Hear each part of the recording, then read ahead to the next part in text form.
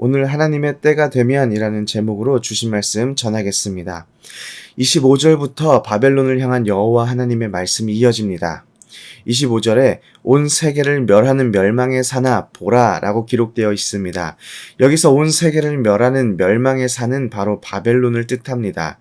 그리고 바벨론을 여호와 하나님께서 한마디로 정의하십니다. 나는 내 원수라.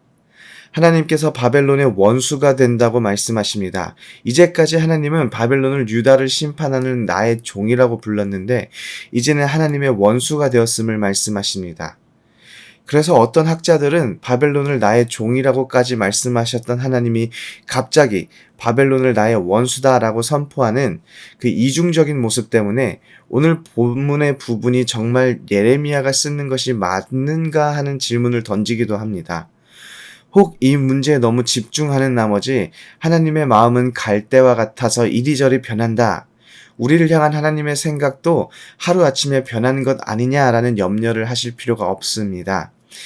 이 본문을 가지고 우리는 하나님이 바벨론의 단물만 쏙 빼먹고 버렸다라고 생각하는 것이 아니라 하나님께서 하나님의 백성인 유다 백성을 바른 길로 인도하기 위해 세상의 역사를 움직이고 국가를 움직이셨다고 생각해야 합니다. 또한 이사야의 말씀에서 하나님의 진노의 막대기였던 아수르 왕을 그의 교만으로 인하여 징벌하신 것과 동일하게 하나님의 종이라고 칭함을 받은 바벨론도 그 악으로 인하여 분명히 책임을 받게 하시는 것입니다.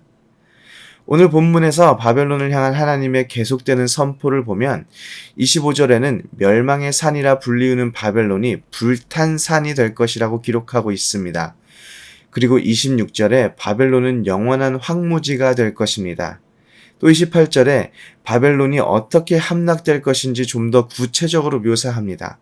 강력한 메대의 여러 나라들이 연합해서 바벨론을 침공하게 될 것이고 그 결과로 바벨론은 붕괴되어 각 지역의 요새들이 파괴되고 불타게 될 것입니다.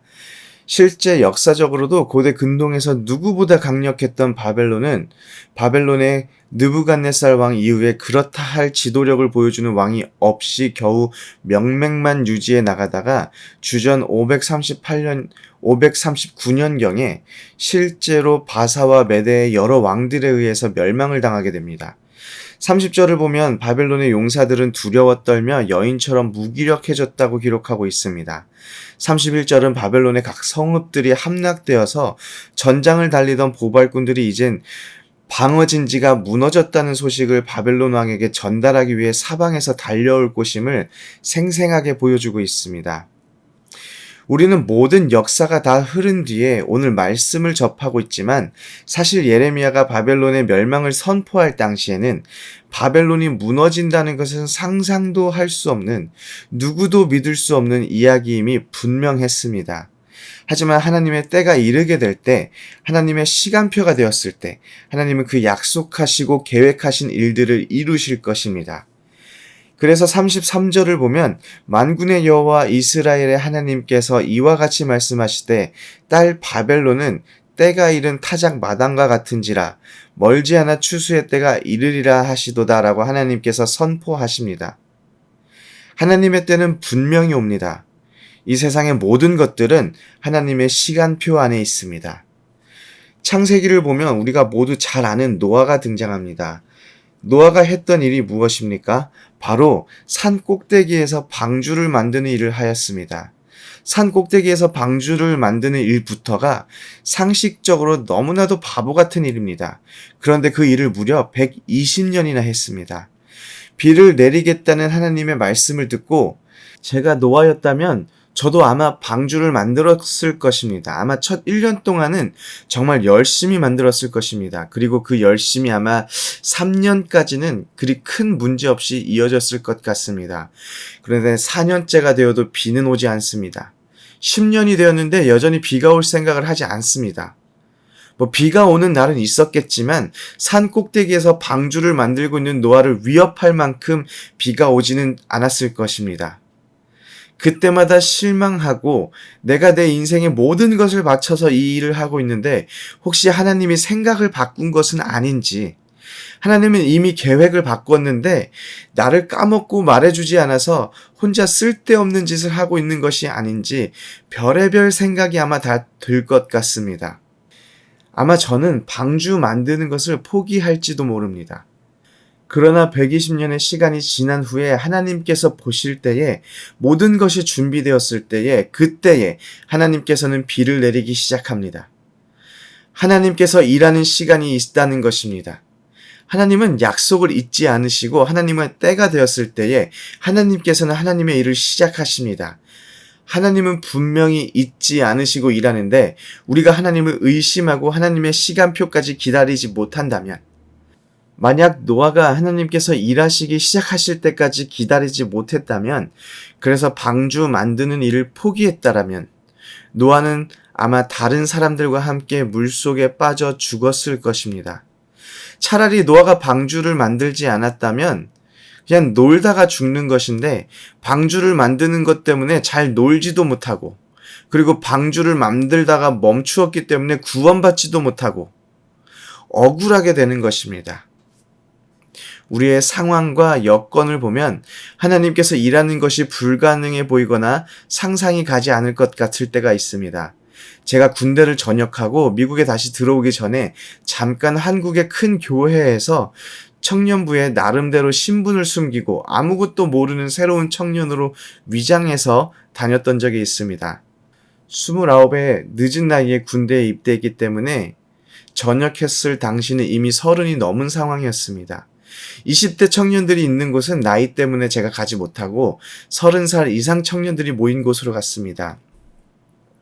30대 청년들의 공통적인 기도 제목이며 삶의 소망은 결혼이었습니다. 남자들도 짝을 달라고 기도하고 저 반대편에서 여자들도 짝을 달라고 기도하고 있는데, 제 생각에는 서로 기도 제목이 같기 때문에 서로 짝이 되면 될 것 같은데 서로 짝이 되는 경우가 생각보다 적었습니다. 왜냐하면 나름 경제적으로 자리를 잡은 나이였기 때문에 어느 정도 수준에 맞는 상대, 소위 말해 직장이 안정되어 있고 수입이 안정되어 있어서 적어도 나보다는 잘 버는 상대를 찾다 보니까 이게 힘들어지는 것이지요. 그런데 그 상황 속에서 제가 너무 초라하게 보였습니다. 저는 모아놓은 돈도 없었고 미국에서 유학하다 왔다는 말은 할 수 있었지만 허울만 좋았을 뿐이지 공부를 마친 상황도 아니었습니다. 청년들의 결혼 시장에선 저는 불량품이나 다름이 없었습니다. 그런데 제가 여전히 모아놓은 돈도 없었고 공부가 끝나지도 않았지만 저는 축복 속에 결혼을 하였고 공부를 끝내고 지금은 오렌지 한인교회에서 사역까지 하고 있습니다. 그 비결이 무엇일까요? 생각해보니 다른 것은 없고 기도였습니다. 제가 신학교를 들어가기 전 상황에서 하나님께 제가 신학교에 가서 목회자가 되어 열심히 하나님을 위해 저의 삶을 드리며 하나님을 섬기겠다고 이렇게 기도했습니다. 여기까지만 제가 기도했으면 너무나도 멋있는 기도였지만, 그런데 하나님께 이것만 지켜주세요라는 약속을 부탁했습니다. 학비도 좀 주시고 그리고 가진 것이 아무것도 없는데 결혼도 시켜주세요. 이렇게 하나님께 계약서를 드리는 그런 기도를 드렸습니다. 부끄럽게 하나님께 이런저런 조건을 들이대며 이렇게 해주시면 하겠습니다 라고 했던 기도를 하나님께서는 그래도 들으시고 지금 저의 아내와 저의 장모님의 눈을 멀게 하셔서 순조로이 결혼할 수 있게 하나님께서 하나님의 때가 되었을 때 일하셨다고 저는 믿고 있습니다. 하나님은 일하십니다. 그때가 언제가 되었든 그때까지 믿고 기다리고 순종하는 자들은 하나님의 일하심을 보게 될 것입니다. 바벨론을 향한 하나님의 심판이 그렇습니다. 예레미야의 선포를 붙잡고 바벨론의 포로 생활을 하면서 하나님의 약속의 소망을 품고 살았던 사람들은 하나님의 때가 되었을 때에 바벨론이 무너지는 것을 보게 되고 또다시 예루살렘으로 돌아오는 것을 보게 되는 것입니다.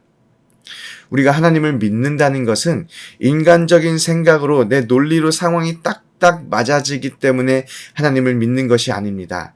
하나님을 믿는다는 것은 지금 당장 이해되지 않고 불가능해 보이는 일들을 하나님께서 하나님의 때가 되었을 때 하나님께서 이루실 것이라는 하나님의 신실하심을 믿는 것입니다. 당장 눈앞의 현실과 상황을 보면서 살아가는 것이 아니라 하나님의 약속과 하나님의 신실하심을 믿으며 살아가시기를 소원합니다. 아멘.